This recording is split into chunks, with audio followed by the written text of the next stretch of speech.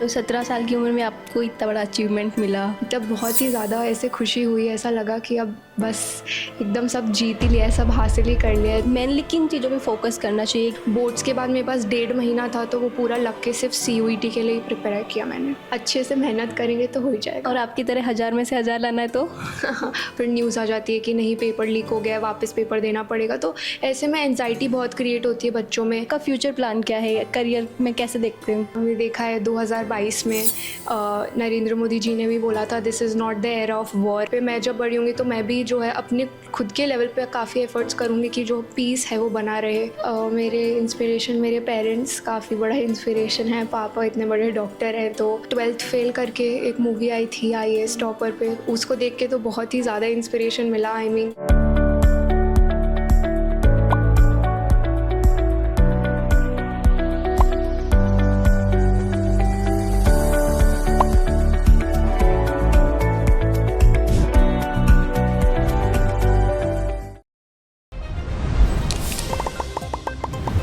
खमा गणिसा राम राम, स्वागत है आप रोज झलको मीडिया पर। मैं नंदिता आपके साथ।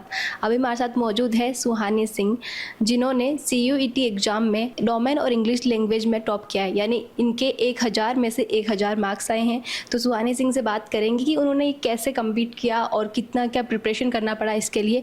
CUET एग्ज़ाम जो होता है वो कॉमन यूनिवर्सिटी एंट्रेंस एग्ज़ाम होता है। इससे भारत भर की जो 200 से ज़्यादा यूनिवर्सिटी है आप उसमें एडमिशन ले सकते हो।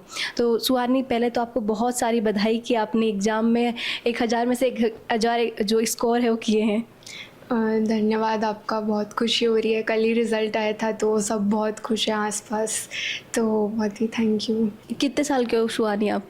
मैं 17 की हूँ, अब 18 की होने वाली हूँ 1-2 महीने में। तो 17 साल की उम्र में आपको इतना बड़ा अचीवमेंट मिला। जब आपका एग्ज़ाम का रिजल्ट आया और जब देखा तो उस मोमेंट पे आपको कैसा फील हो रहा था? कैसा था वो मोमेंट? आपने सबसे पहले कैसे उसको एक्सप्रेस किया? तो थोड़ा सा रिज़ल्ट का तो पता था, फाइनल आंसर की आती है NTA फाइनल आंसर की निकालते, उससे आप अपने जो OMR है वो मैच करके देख सकते हो। तो थोड़ा मोटा मोटा तो पता था कि आ जाएंगे इतने नंबर। कितना मान के चल रहे थे आप? मैं ऐसे मान के चल रही, ऐसे 1000 में से 1000 तो थोड़ा वही लगता है, पर ऐसे मान के चल रही थी कि हाँ आ जाएंगे अच्छे 99% इतने तो आ ही जाएंगे। पर फिर जब मैंने रिज़ल्ट देखा और इतने सारे 200 में से 200 देखे मैंने, तो तब बहुत ही ज़्यादा ऐसे खुशी हुई, ऐसा लगा कि अब बस एकदम सब जीत ही लिया है, सब हासिल ही कर लिया है। जो मेहनत इतनी करी थी वो उसका फल मिल गया मुझे। तो अभी जैसे कि आपने 12th पास किया, तो 12th कौन से सब्जेक्ट से किया आपने? 12th में मेरे पास ह्यूमैनिटीज़ था, तो मेरे पास political science, geography, history, psychology और इंग्लिश था। यही सारे सब्जेक्ट्स में मैंने CUET में भी पेपर लिखा था। आपके घर में से आपके पेरेंट्स वगैरह ने आपको इस चीज़ के लिए CUET एग्ज़ाम के लिए गाइड किया? क्योंकि यूजुअली हम देखते हैं कई सारे बच्चों को पता नहीं होता कि इस तरह का कोई एग्ज़ाम होता है जिसको फाइट करके हम ऐसे कॉलेज में एडमिशन ले सकते हैं, यूनिवर्सिटी में जा सकते हैं। हाँ, तो इस बार जैसा कि मैंने बोला 13 लाख से ज़्यादा बच्चों ने ये एग्ज़ाम दिया था। ऑल ओवर इंडिया एग्ज़ाम हो रहा है। 200 से ज़्यादा यूनिवर्सिटीज़ और कॉलेजेस अब इसके स्कोर जो है एक्सेप्ट कर रही हैं, तो कंपटीशन बहुत ज़्यादा बढ़ गया है। ये तीसरा ही साल था जो ये एग्ज़ाम हो रहा है, तो मेरे स्कूल ने, मेरे मम्मी पापा ने, सबको पता था कि ये एग्ज़ाम है, बहुत इंपॉर्टेंट है, देना भी बहुत इंपॉर्टेंट है। तो उस हिसाब से फिर मैंने अपनी प्रेपरेशन स्टार्ट कर दी थी। आपके पेरेंट्स किस फील्ड से हैं वो लोग? मेरे दोनों पेरेंट्स डॉक्टर हैं। मेरे पापा डॉक्टर जगदीप राव SMS से हैं, और मेरी मम्मी डॉक्टर नंदिता चौधरी, वो डर्मेटोलॉजिस्ट हैं। पापा प्लास्टिक सर्जन हैं। मम्मी पापा दोनों डॉक्टर है, उसके बाद में भी आपने जो है बायोलॉजी सब्जेक्ट नहीं लेके ह्यूमैनिटी क्यों लिया? तो मम्मी पापा का हमेशा से ऐसा ही था कि कोई भी सब्जेक्ट लो हम आपको पूरा सपोर्ट करेंगे, और मेरा जो इंटरेस्ट है वो बायो की जगह थोड़ा ज़्यादा ह्यूमैनिटीज़ में था। मुझे दिल्ली यूनिवर्सिटी जाना था, तो उनका तो पूरा सपोर्ट बना रहा, कोई प्रेशर नहीं था कोई सब्जेक्ट लेने का, तो मेरा ही डिसीजन था।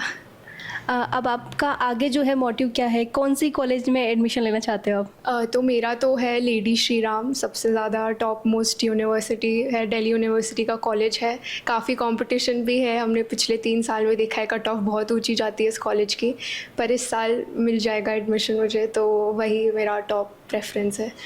अभी 14 लाख से ज़्यादा बच्चों ने मतलब एग्ज़ाम दिया है, तो उसमें आपका कंपटीशन बहुत ज़्यादा था, तो उसमें आपने हाई स्कोर किया, कैसा फील हो रहा है? तो फील तो बहुत ही अच्छा हो रहा है। अभी जितना सुनने में आ रहा है 1000 में से 1000 काफ़ी कम बच्चों के आए हैं, तो जयपुर में से तो मैं ही हूँ, तो बहुत खुशी हो रही है, बहुत ज़्यादा, बस बहुत बहुत ज़्यादा खुशी हो रही है। आपका मतलब बिलोंग कहाँ से करते हो, फैमिली वगैरह जो है? मैं ओरिजिनली जयपुर में ही पैदा हुई हूँ। मेरी सारी स्कूलिंग वगैरह सब जयपुर से ही थी, नीरजा मोदी स्कूल जयपुर। और मेरे जो पापा हैं वो घरडाना खुर्द से हैं, झुंझुनू के पास। अभी हम देखते हैं कि कई सारे पेपर है जो लीक हो रहे थे। इस पेपर लीक के दौर में जो आपने एग्ज़ाम दिया है, तो पूरे स्कोर में से पूरे स्कोर करते हैं जब कहीं ना कहीं रहता है लोगों का, तो कईयों के मन में आया होगा कि कहीं पेपर तो नहीं मिल गया, ऐसा कुछ हुआ, किसी ने बोला? नहीं, ऐसा तो किसी ने नहीं बोला। वो तो पता ही होता है बच्चे में है इतना पोटेंशियल कि इसके नंबर आएंगे, तो ऐसा तो नहीं। पर हाँ, इस बार पेपर लीक्स का काफ़ी ज़्यादा न्यूज़ में चला, काफ़ी बच्चों को टेंशन भी हुई है इस कारण। पर CUET में ऐसा कुछ नहीं हुआ था इस बार, नीट में फिर भी हुआ था, तो हमारा एग्ज़ाम तो अच्छे से हो गया था कंडक्ट। पेपर लीक जो हो रहे हैं उसको आप कैसे देखते हो, उस पर क्या सोचते हो कि उसका स्टूडेंट पे कैसे असर पड़ता है? तो स्टूडेंट पे तो काफ़ी ऑलरेडी प्रेशर रहता है कि आपको पेपर देना है। फिर जब आप पेपर दे के आते हो, जब आपको फाइनली अच्छा लगता है कि अब पेपर ख़त्म हो गया, फिर न्यूज़ आ जाती है कि नहीं पेपर लीक हो गया, वापस पेपर देना पड़ेगा। तो ऐसे में एंजाइटी बहुत क्रिएट होती है बच्चों में। जो जिन बच्चों के साथ पेपर लीक वाली घटनाएं हुई हैं, फिर अनफेयर भी लगता है कि क्यों मतलब ऐसा क्यों हो रहा है, ऐसे चीटिंग क्यों हो रही है। तो ऐसा काफ़ी टेंशन, काफ़ी एंजाइटी रहती है। पर मुझे लगता है इस साल को देख के आगे जो है फ्यूचर के अंदर हम ये चेंज कर पाएंगे। इंडिया की गवर्नमेंट, NTA ये सब चेंज करेगा, तो मुझे उस पर पूरा भरोसा है। अभी आप बोल रहे हैं कि दिल्ली में आपको श्री राम रेड्डी कॉलेज में एडमिशन लेना है, उसके बाद में आपका फ्यूचर प्लान क्या है, करियर में कैसे देखते हो? तो फ्यूचर में तो मैं पॉलिटिकल साइंस जो है परस्यू करना चाहती हूँ। तो आगे जाके इसी फील्ड में अगर बाहर जाके पढ़ना चाहती हूँ, बाहर की यूनिवर्सिटीज़ में, तो अभी तो यही प्लान है। बेसिकली पॉलिटिकल साइंस पे आपका फोकस है? पॉलिटिकल साइंस पे मेरा पूरा फोकस है। तो पॉलिटिक्स में आपको कब से इंटरेस्ट आया? तो इसमें तो मुझे काफ़ी बचपन से था, 6th-7th ग्रेड से ही। जो आप देखते हैं इंडिया की जो न्यूज़ होती है, बाहर वर्ल्ड में जो भी चीज़ें चल रही थी, उसमें रुचि तो मुझे बहुत बहुत पहले से ही थी। तो फिर बाद में जब बुक्स पढ़ी, 11th-12th की भी बुक पढ़ी, तो अच्छा लगा, मतलब पढ़ के इंटरेस्ट जो था वो बहुत ज़्यादा हुआ, तो तब से। अभी आप जैसे इंटरनेशनल लेवल की बात करते हैं, तो आपको जब मौका मिले कि इंटरनेशनल लेवल पे आप जो है पॉलिटिकल साइंस के स्टूडेंट के तौर पे कुछ चीज़ों को बदल सकते हो, तो आप क्या बदलना चाहोगे? ऐसा कोई चीज़ है जिसको आपको लगता है कि ये चेंज होना चाहिए इसमें, और किस तरह का बदलाव होना चाहिए? आई थिंक अभी जो काफ़ी वॉर्स चल रही हैं, काफ़ी इधर मतलब इंटरनेशनली अभी इतना अच्छा नहीं चल रहा। हमने देखा है 2022 में नरेंद्र मोदी जी ने भी बोला था, this is not the era of war. ये लड़ाई का जो जंग का जो है ये नहीं होना चाहिए। तो आई थिंक बट ऐसा इंडिया भी बहुत एफ़र्ट्स कर रही है इस बात पे। मैं जब बड़ी होंगी तो मैं भी जो है अपने खुद के लेवल पे काफ़ी एफ़र्ट्स करूँगी कि जो पीस है वो बना रहे। इस पढ़ाई जो आपने की उसके लिए आपने कितने घंटे इस एग्ज़ाम की प्रिपरेशन के लिए दिए? तो स्कूल में जो है, स्कूल की पढ़ाई बहुत ज़्यादा इम्पॉर्टेंट है। तो सुबह तो मैं स्कूल ही जाती थी, स्कूल में NCERTs वगैरह सब अच्छे से कवर होती थी। फिर जब मैं घर आती थी तो घर आके वापस उन सारी चीज़ों को रिवाइज़ करना, और जो है सैम्पल पेपर्स करना, क्वेश्चंस सॉल्व करना पिछले साल के, तो ये सब मैं करती थी। तो करीबन 7 से 8 घंटे तो रोज़ देने ही पड़ते थे। और कितना प्रिपरेशन किया आपने, मतलब टाइम ड्यूरेशन कितना था, कितने मंथ्स का? तो अगर आपको CUET एग्ज़ाम देना है, NCERT आपकी बेस होती है। तो अगर आपने बोर्ड्स के लिए जो है अच्छे से प्रिपेयर किया है तो CUET भी हो जाएगा। मैंने फिर CUET में इंग्लिश लैंग्वेज जो सब्जेक्ट है उस पर फोकस बहुत ज़्यादा होना चाहिए, क्योंकि वो मैंडेटरी सब्जेक्ट है आपका लैंग्वेज। उसके लिए मैंने अलग से जो है दिसंबर-जनवरी के अराउंड शुरू कर दी थी प्रिपरेशन। बोर्ड्स के बाद मेरे पास 1.5 महीना था, तो वो पूरा लग के सिर्फ CUET के लिए ही प्रिपेयर किया मैंने।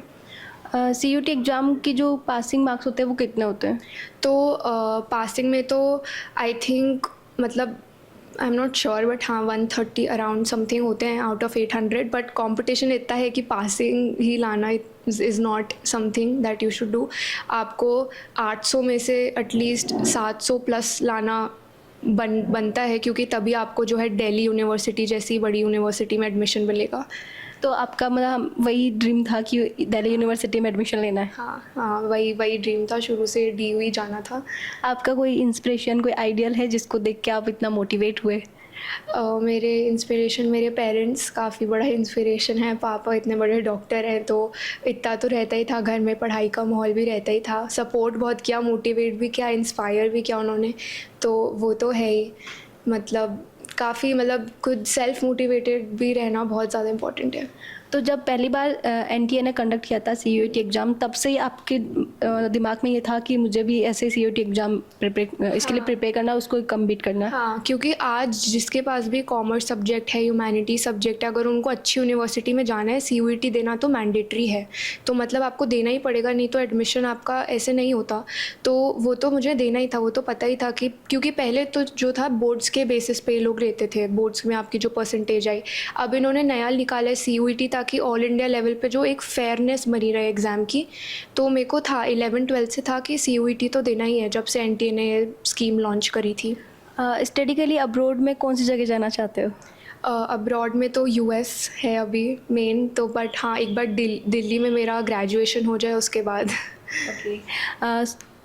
आपने इतनी प्रिपरेशन की, एग्ज़ाम बहुत अच्छे से किया आपने, इसके अलावा आपका और क्या क्या है मतलब है हॉबीज़ जिसको आप फोकस करते थे, या फिर सिर्फ पढ़ाई पढ़ाई पढ़ाई? नहीं, सिर्फ पढ़ाई से तो कोई बच्चा ऐसे नहीं कर सकता कि रोज़ सिर्फ पढ़ ही रहे हैं, क्योंकि आपको ब्रेक चाहिए होता है, एक बैलेंस बना के रखना बहुत ज़रूरी होता है। तो मैं कभी कभी गाने सुन लेती थी, कभी कभी थोड़ी मूवीज़ देख लेती थी मम्मी पापा के साथ। तो ऐसा थोड़ा बहुत ऐसे हॉबीज़ साइड बाय साइड चलती रहती थी। जब मूवीज़ में भी ऐसे कुछ पर्टिकुलर आपको जिससे कुछ मॉरल स्टोरी निकल के आ रही है, वही देखते थे या फिर एंटरटेनमेंट के पर्पज़ से देखते थे?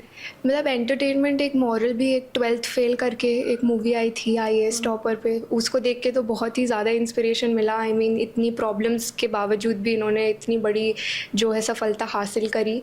तो वो वाली एक मैंने मूवी देख के मुझे बहुत इंस्पिरेशन मिला। बाकी ऐसे कुछ भी जो थोड़ी बहुत भी एंटरटेनमेंट के लिए भी देखती थी, कभी ब्रेक में देख लिया, कभी ऐसे। तो आपका फ्यूचर में कभी यूपीएससी एग्ज़ाम का भी प्रिपरेशन करने का है ख्याल, या फिर नहीं? मतलब ख्याल तो है, तो अभी देखिए अभी क्या होगा। कोई गेम जो आपको पसंद हो, जो आप खेलते थे रेगुलर? हाँ, मैं बैडमिंटन खेला करती थी अपने भाई के साथ, तो बैडमिंटन मुझे बहुत अच्छा लगता था। स्विमिंग में भी मैं डिस्ट्रिक्ट लेवल तक स्विमिंग भी कर चुकी हूँ, 8वीं कक्षा तक। तो ये सब मेरे स्पोर्ट्स थे। अच्छा, अब कोई सीयूईटी एग्ज़ाम की प्रिपरेशन करे वो बच्चा, आपका वीडियो देखो, तो आप उसको क्या टिप्स देना चाहोगे? मेनली किन चीज़ों पे फोकस करना चाहिए, कितनी क्वालिटी और क्वांटिटी में जो है सिलेबस को कवर करना चाहिए? तो मैं बोलूँगी कि आप अगर अपनी एनसीईआरटीज़ पढ़ रहे हैं, जो आपके स्कूल की किताबें हैं, उनको अच्छे से पढ़िए, एक एक शब्द, एक एक लाइन।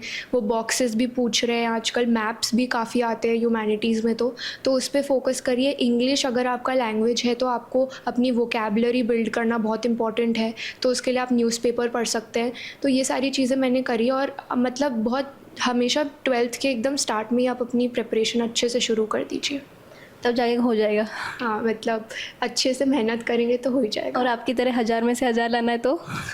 उसके लिए बस मेहनत है, और तो आ ही जाएंगे। सुहानी सिंह की इस अचीवमेंट पे आपका क्या कहना है, कमेंट करके ज़रूर बताइए। साथ ही वीडियो को ज़्यादा से ज़्यादा लाइक करिए, शेयर करिए और बनाए रखिए झलकों पर आपका प्यार और विश्वास। यूं ही खमा गणिसा, राम।